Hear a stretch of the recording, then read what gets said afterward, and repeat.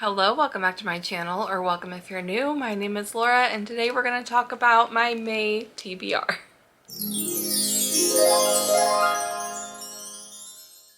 This may be my most ambitious TBR yet, and this isn't even all of them because I also have several on audiobook that I would like to read in the month of May. That being said, my May TBR is truly more of a pile of possibilities this month compared to an actual set TBR like I normally do, and that's mostly because of one of the readathons that I'm participating in this month. That is Escape the Readathon. It's hosted and created by Lexi from Books with Lexi. It is fantastically detailed, and it sounds a little complicated, a little intimidating at first, but I'm really enjoying it so far. There are 4 different teams and a plethora of different hosts, plus some game masters that try to take points and tickets away from the other teams. It's a competitive readathon, so each team has their own strategy, and the team that I joined is called the Thrill Seekers, and that's hosted by Jordan from Sorry Booked Solid and Mel from Mel Lenore Reads. If you want to participate, it's not too late to join a team. I will leave Lexi's announcement video down in the description box if you want to go check it out and see if you want to join us. Of course, I would say join Thrill Seekers if you're going to join, but really you can join any of the teams that you want to. Several of my other BookTube friends are participating, and I think everybody is on different teams, so that's kind of fun. But the basics of how this works is that it's a carnival themed readathon setup. And there are different building prompts at this carnival that you have to unlock, and you only unlock it when your team has read a certain number of books for that building, and each building has its own reading prompt. So although the whole setup and premise behind this readathon is kind of thriller slash horror vibes, you can really read any genre as long as it fits the prompt for that building. Then once a building is unlocked, you essentially unlock new reading prompts in the form of games within that building. And so the only way to escape this carnival is actually by winning those tickets for the games. But to get to those games, you have to unlock the building. Like I said, it's really detailed, really clever. I'm super excited for it. So we don't know what those prompts are going to be. So my strategy, as far as me being somebody who gets most of my books that I read from the library, is I just chose some books that I have been wanting to read that were already on my TBR that I know can fit for multiple of these building prompts, and probably some other prompts as well once we get the games unlocked. So let me go through some of those books that I have for this readathon. Again, these are just possibilities, not necessarily all of them that I will get to in May, but I hope to get to quite a few of them. So we have Night Watching by Tracy Sierra. So I've seen some mixed reviews on this one. This is a thriller, and I believe the setup is that there is a mom with her children. She's home alone, and she realizes that there is an intruder in the home. So I think the whole premise is really just her trying to keep her children safe. I don't know much about it other than that, but that setup sounds really intriguing to me. And of course, I like mystery thrillers. It's one of my most read genres, so hopefully I will be on the side of the coin that really enjoys this one if I get to that one. Some of the prompts for Escape the Readathon that this one would fit under would be like most read genre, or popcorn read, like a book to read for fun. Next, I have A Love Song for Ricky Weil by Tia Williams. This one also would fit under multiple prompts for Escape the Readathon. This could be a new author, a 5-star prediction, a friend recommends, or matches a host's thumbnail, because I believe Jordan has read this. I think that she does have it on one of her thumbnails, and I know that she enjoyed it and therefore recommended it. I honestly can't remember a ton about the setup for this book other than I know that it's a romance with some magical realism in it, and that sounds amazing to me, and I absolutely love this cover. Next, I have one that is definitely at the top of my TBR, so that's one of the prompts. This is another 5-star prediction, first time reading from this author, host thumbnail video, again because I know Jordan read this and loved it. Yeah, this is Before I Let Go by Kennedy Ryan, and this is a second chance romance. This follows a couple who who is married with children. They're also business partners in this restaurant that they own and run together. They've gone through some really hard things, and it's led them to decide to get a divorce. They are still co-parenting their children, and they kind of have gotten to a place after the divorce where they're co-parenting really well. They're running the business really well. They're starting to heal from some of the things that they went through, and then they decide like, maybe this is worth a second chance after all. So I love second chance romances. I didn't know that about myself until I read Happy Place by Emily Henry, but I just absolutely love that one. So again, this is a 5-star prediction for me. I hope that I really fall in love with Yasmin and Josiah's relationship and their story. I have started reading this just barely, so this will be one that I for sure will finish reading for this month, and I'm enjoying the writing a lot so far. Another one that I hope to get to, this could be considered for a new to me author because I have never read from Abby Jimenez before. Also top of my TBR because I do really want to get to this before I read her other books, and I really want to get to the new one that everybody's raving about, what is it called? Just like Summer? I can't think of what the new one's called. Anyway, you guys know the one. You've seen it probably a million times by now. But Mark bought Part of Your World for me for Valentine's Day, mostly because on the cover it's got a man with dark hair and a beard who's a little taller, who lives on a farm in the country, and then we have a redheaded woman who's a little shorter than him, who is from like the city, I guess city, I'm from like the city / suburbs area. So I thought that this was really cute, kind of looks like Mark and I when we first got together. And I have heard great things about this book, about this author, and I can't wait to read from her. This would fit for a new to me author. This would fit for a fun read, like a popcorn fun read. So lots of different options for this one as well. There's another building prompt that is for an intimidating read, and for that I have a couple different audiobooks. I have Pride and Prejudice by Jane Austen, and I don't think I really need to explain what Pride and Prejudice is about. It's a classic. And then I also have A Court of Thorns and Roses, also known as ACOTAR, by Sarah J. Maas. And so those are the two that I've kind of selected tentatively for my intimidating reads.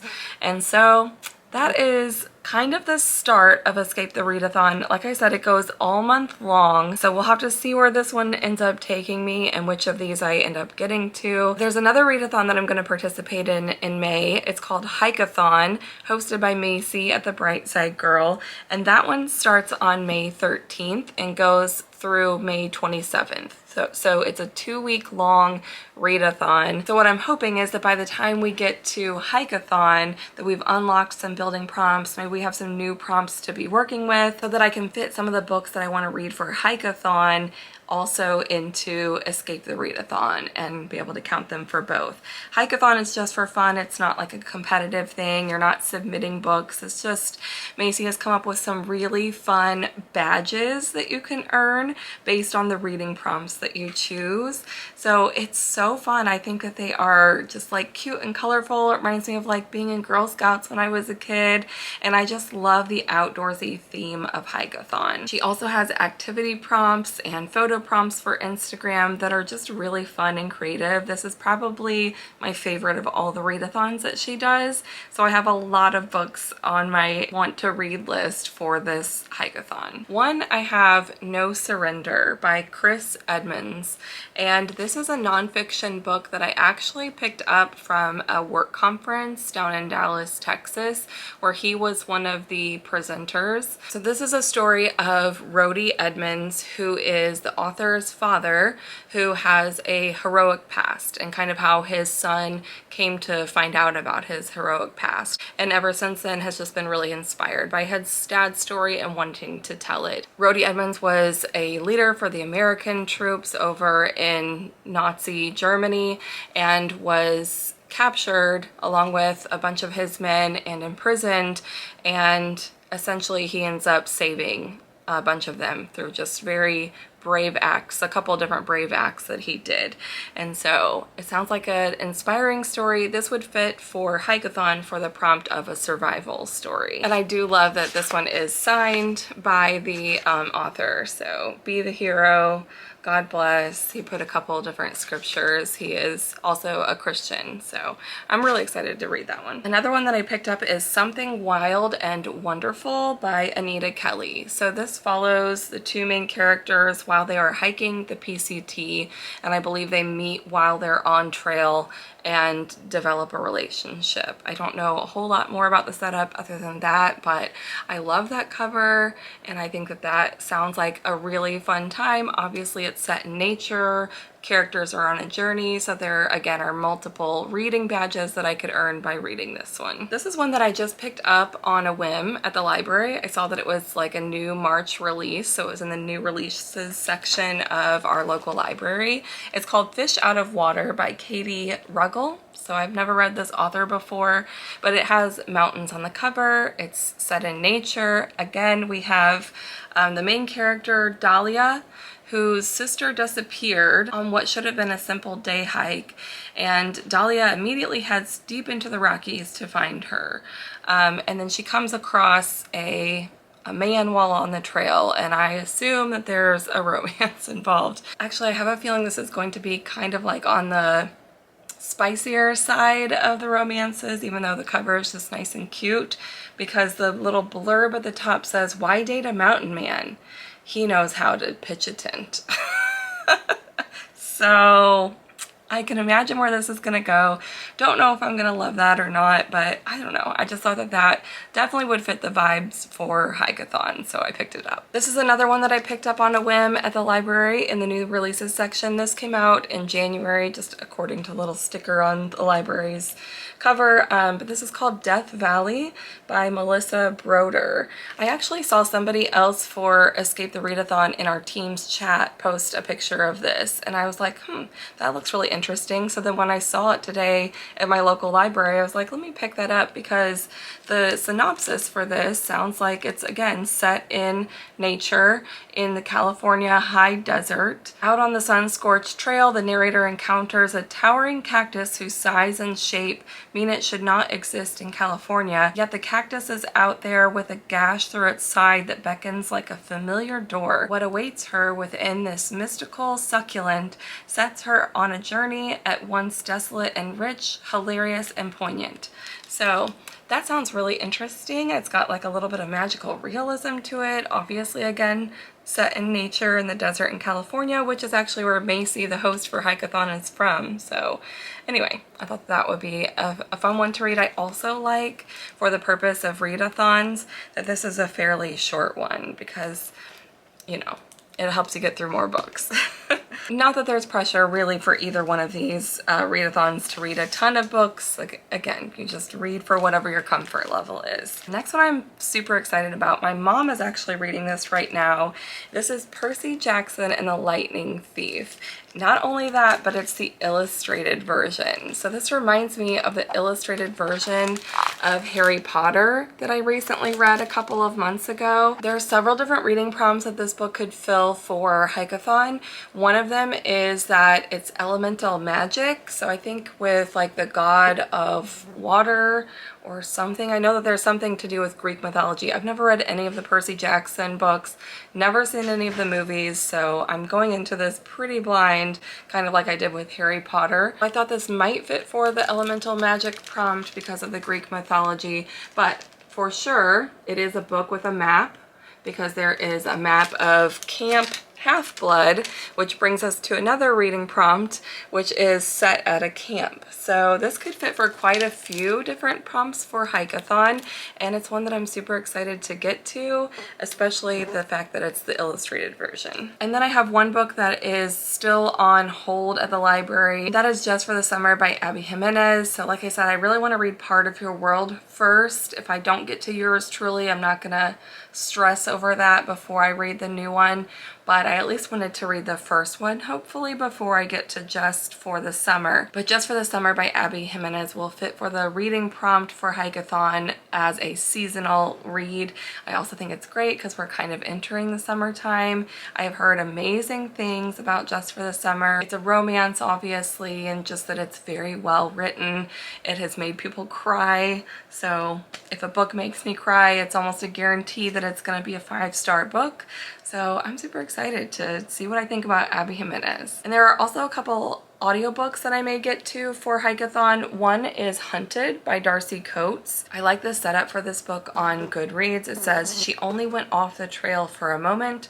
22-year-old Eileen goes missing while hiking in the remote Aslo forest. 5 days later, her camera is discovered washed down river containing bizarre photos taken after her disappearance. Chris wants to believe Eileen is still alive. When the police search is abandoned, he and 4 of his friends create their own search party to scour the mountain range. As they stray further from the hiking trails and the unsettling discoveries mount, they begin to believe they're not alone in the forest and that Eileen's disappearance wasn't an accident, and by that point it's too little to escape.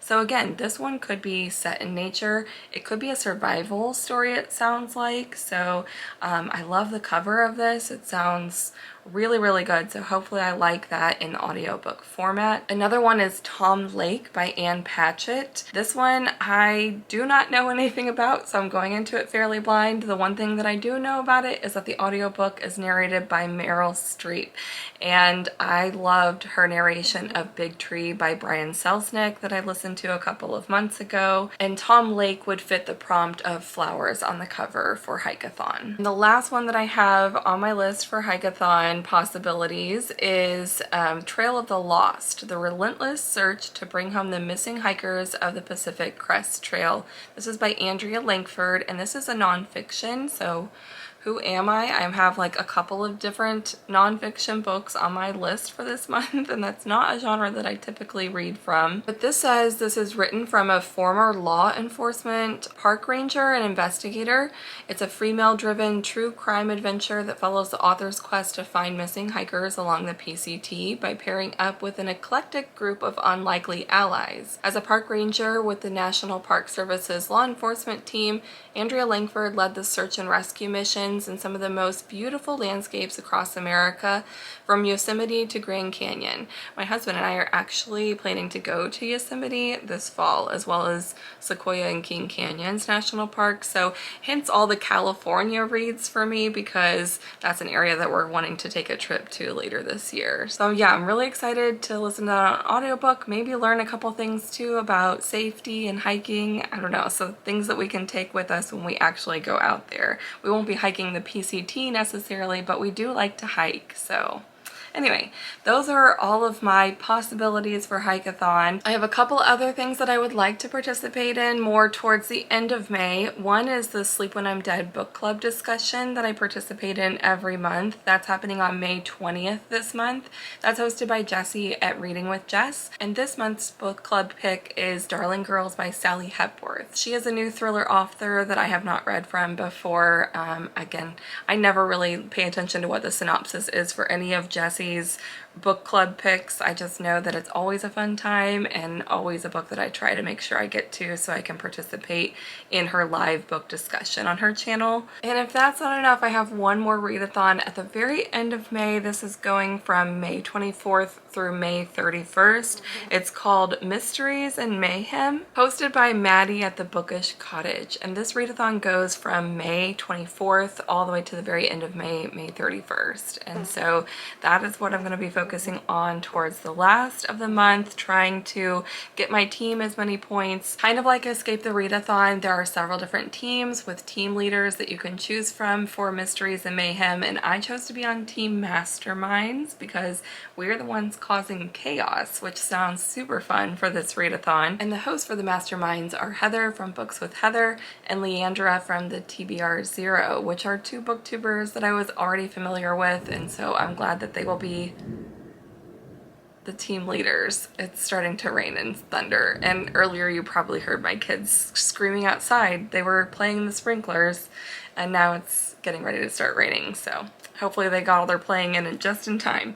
Anyway, so there are some reading prompts that you can choose from for Mystery and Mayhem, and I only at this point have one book chosen for this readathon specifically. Again, because the reading prompts are written the way that they are, you can kind of choose just about any book or any genre that you want to, but you do get bonus points for this one if you have a certain thing on the cover that matches your team. For the masterminds, that's a person on the cover or a white cover that will get you some bonus points, as well as if it's an actual mystery, it will automatically get you 10 extra bonus points, and you can stack as many prompts as you want, I believe, with this one. So the book that I have chosen for Mystery and Mayhem is Vera Wong's Unsolicited Advice for Murders. This is by Jessie Sutano, and I have not read anything from this author before. I think a new to me author was one of the prompts. Again, this is a mysteries for bonus prompts, and it's got a person on the cover for bonus prompts, so I'm hoping just, even if I just get to this one book for that readathon, that it will get our team quite a few points. It says that Vera Wong is a lonely little old lady who lives above her forgotten tea shop in the middle of San Francisco's Chinatown. Another California read.